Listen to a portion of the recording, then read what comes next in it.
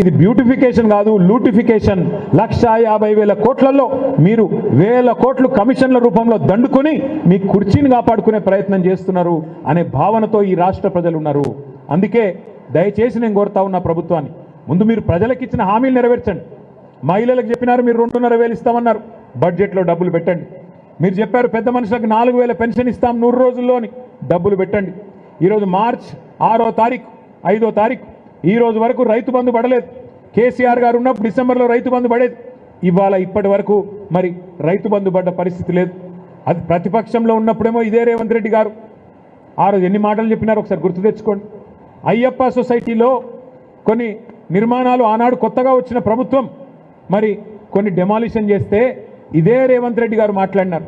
తెలుసో తెలియకనో పేదలు కట్టుకుంటే రెగ్యులరైజ్ చేయాలి కదా, ప్రభుత్వం అన్నాక పేదల పట్ల కనికరం ఉండాలి కదా, అక్రమమైన సక్రమమైన అందులో ఏమైనా తప్పులుంటే సరిచేయాలి కదా అని శుద్ధులు చెప్పింది ఇదే రేవంత్ రెడ్డి గారు. అక్రమ నిర్మాణాలను కూడా సక్రమంగా రెగ్యులరైజ్ చేయాలి కదా, క్రిమినల్ వేస్ట్ కదా, అందులో సిమెంట్ ఉంటుంది, ఇటుకలు ఉంటాయి, స్టీల్ ఉంటుంది, అంతా వేస్ట్ అవుతుంది కదా అని మాట్లాడింది ఇదే రేవంత్ రెడ్డి గారు. మరి ఈరోజు ఆయననే ఇష్టం వచ్చినట్టు వేలాది ఇండ్లు ఈ రాష్ట్రంలో కూలగొడుతుంటే బీఆర్ఎస్ పార్టీ మాత్రం చూస్తూ ఊరుకోదు. ఖచ్చితంగా ప్రతిఘటిస్తాం, పేదలకు అండగా నిలబడతాం. నువ్వు విధ్వంసం చేస్తానంటే చూస్తూ ఊరుకోం. నీ 420 హామీలు అమలు చేసేదాకా, బడ్జెట్లో నువ్వు ఇచ్చిన 6 గ్యారంటీలు అమలు చేసేదాకా నిన్ను వదిలిపెట్టం. పేదవాళ్లకు ఖచ్చితంగా మేము హామీ ఇస్తా ఉన్నాం. ఈ రాష్ట్రంలో ఎక్కడ బుల్డోజర్లు వచ్చినా స్థానికంగా ఉండే బీఆర్ఎస్ నాయకత్వానికి చెప్పండి, మేమొచ్చి వాటికి అడ్డుగా మేము నిలబడతాం, తప్పకుండా మీకు అండగా నిలబడతామని చెప్పి కూడా ఈ రాష్ట్రంలోని పేద ప్రజానీకానికి మేము విజ్ఞప్తి చేస్తా ఉన్నాం. అదేవిధంగా హైదరాబాద్ మహానగరంలో మూసీ నిర్మాణానికి, మూసీ సుందరీకరణకు, మూసీ ప్రక్షాళనకు మేము మద్దతు పలుకుతాం. కానీ మూసీ పేరిట లూటీ చేస్తానంటే మాత్రం తప్పకుండా అడ్డుకుంటాం. మూసీ పేరిట పేదల పుట్టగొడతానంటే తప్పకుండా అడ్డుకుంటాం, వదిలిపెట్టమనే మాట కూడా తెలియజేస్తూ పత్రికా మిత్రులను కూడా నేను కోరుతా ఉన్నా.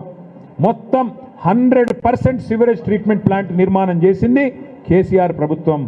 గోదావరి నీళ్లను హైదరాబాద్ నెత్తి మీద కుండబెట్టినట్టు కొండ పోచమ్మ సాగర్కి తీసుకొచ్చి. మీరు తెలుగు స్పష్టంగా చదవగలుగుతారా? తెలంగాణ యాస మీద మంచి పట్టు ఉందా?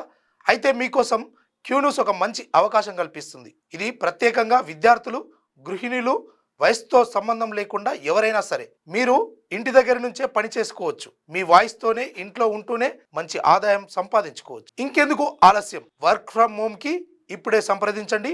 మా నెంబర్లు 8688926084, 8143001981.